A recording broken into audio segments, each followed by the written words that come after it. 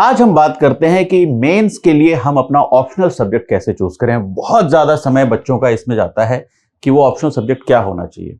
अमूमन कई बच्चे, क्योंकि एक ही ऑप्शनल सब्जेक्ट चूज करना होता है, तो बच्चे वो सब्जेक्ट चूज करना चाहते हैं जिसमें उन्होंने ग्रेजुएशन किया है। बट जरूरी नहीं है कि जिसमें आपने ग्रेजुएशन किया हो वो आपका बहुत स्ट्रांग सब्जेक्ट हो। यह भी जरूरी नहीं है कि दिए हुए ऑप्शनल की चॉइसेस में से वो सब्जेक्ट हो। ऑल्दो उसमें साइंस के, आर्ट्स के, मैनेजमेंट के सभी सब्जेक्ट्स हैं और बहुत लंबी रेंज है और कोई भी एक विषय आप चुन सकते हैं। लेकिन किसी भी विषय को चुनने के लिए दो चीजों का आप पहले अध्ययन करें। एक उस सब्जेक्ट का सिलेबस और दूसरा उस सब्जेक्ट का लास्ट ईयर के क्वेश्चंस। एक मिथ मैं जरूर यहां पे बर्स्ट करना चाहूंगा। कई लोगों को यह मिथ है कि कुछ सब्जेक्ट हैं जो हॉट सेलिंग केक हैं, जिसपे पिछले साल बहुत अच्छा सिलेक्शन हुआ था या आजकल बहुत अच्छा सिलेक्शन हो रहा है।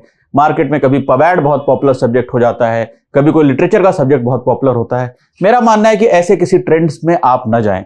आप ये देखें कि सिलेबस और लास्ट ईयर के क्वेश्चन देखने के बाद कौन सा विषय आपको बहुत आसानी से समझ में आ रहा है, जिसमें आपको लगता है कि और थोड़ी सी मेहनत करके मैं बहुत अच्छा कर पाऊंगा। यदि सिलेबस पढ़ के आपको कुछ भी समझ में नहीं आ रहा है तो वो विषय आप साइड कर दें।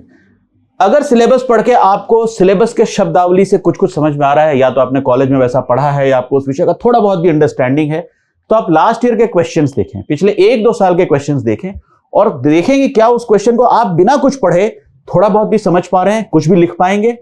अगर कुछ भी नहीं लिख पा रहे हैं, कुछ भी नहीं समझ में आ रहा, तो ऐसे विषय को त्याग दें।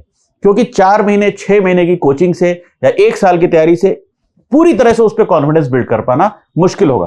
क्योंकि हमारे पास लगभग 15-20 विषयों का ऑप्शन है, तो हम किसी ऐसे विषय को चुने जिसका सिलेबस भी हमको आसानी से समझ में आ रहा है और जिसके लास्ट ईयर के क्वेश्चन देखने पे बिना पढ़े भी मैं कुछ ना कुछ सोच पा रहा हूं। ऑप्शनल सब्जेक्ट को मैं 2 हिस्सों में बांटूंगा। कुछ तो साइंस बेस्ड सब्जेक्ट्स हैं, जिसमें medical science, physics, chemistry, maths, अलग अलग इंजीनियरिंग के सब्जेक्ट्स हैं। ये आप तभी चुने जब आपने इस साइंस सब्जेक्ट में अंडर ग्रेजुएशन किया हुआ हो, या तो बीटेक किया हुआ हो या एमबीबीएस किया हो। अदरवाइज ये साइंस का सब्जेक्ट आपके लिए बहुत ज्यादा मुश्किल हो सकते हैं और ये सब्जेक्ट बहुत एग्जॉस्टिव हैं। साइंस के सब्जेक्ट चुनने वालों को भी, चाहे वो आईआईटी से, एनआईटी से इंजीनियर्स हो या अच्छे मेडिकल कॉलेज से एमबीबीएस हो, मैं कहूंगा यदि आपका उस विषय पर बहुत अच्छा कंट्रोल और बहुत अच्छी पकड़ है, तभी आप साइंस सब्जेक्ट चुने।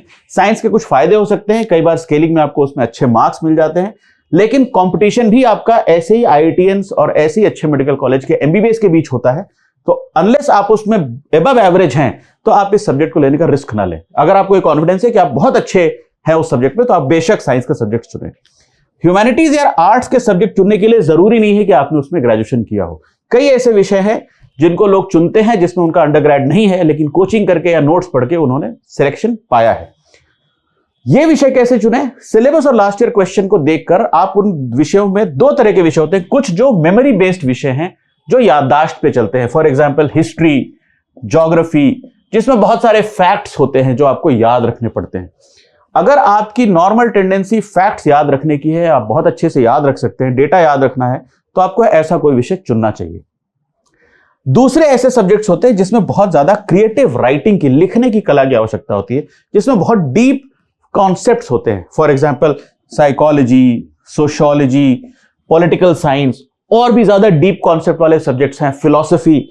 इन विषयों को, अगर आपकी क्रिएटिव राइटिंग अच्छी है, चाहे आप हिंदी मीडियम के छात्र हो या इंग्लिश मीडियम के, अगर आपके अपने भाषा पर नियंत्रण है, आपको लिखना बहुत पसंद है, आप अपने शब्दों में चीजों को एक्सप्रेस करने में कंफर्टेबल फील करते हैं, तो आप ऐसे क्रिएटिव राइटिंग वाले सब्जेक्ट चुनें। अगर आप क्रिएटिव राइटिंग में बहुत अच्छे नहीं हैं, आप रटा रटाया लिख सकते हैं, अपने आप से आपको बहुत ज्यादा लिखना कंफर्टेबल नहीं लगता, तो आप कोई मेमोरी बेस्ड सब्जेक्ट चुनें।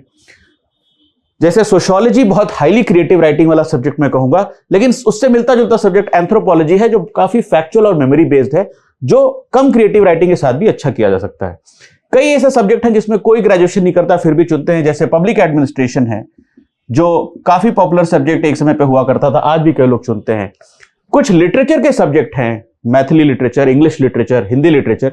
इन विषयों को आप तभी चुने जब आपकी इसमें पहले से कोई रुचि हो। अगर आपकी बिल्कुल रुचि नहीं है, तो 1 या 2 साल की तैयारी पूरी तरह से आप सर्वाइव नहीं कर पाएंगे, आप बीच में बोर होकर छोड़ देंगे। तो आप सबसे पहले उन सब्जेक्ट्स के सिलेबस उठाइए, लास्ट ईयर के क्वेश्चन उठाइए, और आपका अपना टैलेंट क्या है, तो आपकी अपनी क्या क्वालिटी है, आप अपनी क्वालिटी को पहचानिए कि आप क्रिएटिव राइटिंग करने में ज्यादा कंफर्टेबल हैं या मेमोरी में।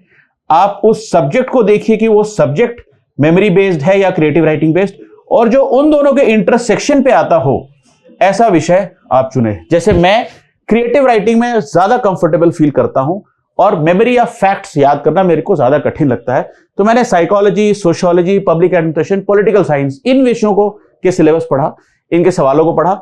और क्योंकि मेरे समय में 2 ऑप्शनल सब्जेक्ट होते थे, मैंने अपना पहला ऑप्शनल सब्जेक्ट सोशियोलॉजी चुना क्योंकि मुझे उसके क्वेश्चंस पढ़ के समझ में आ रहे थे, और दूसरा सब्जेक्ट मैंने पब्लिक एडमिनिस्ट्रेशन चुना।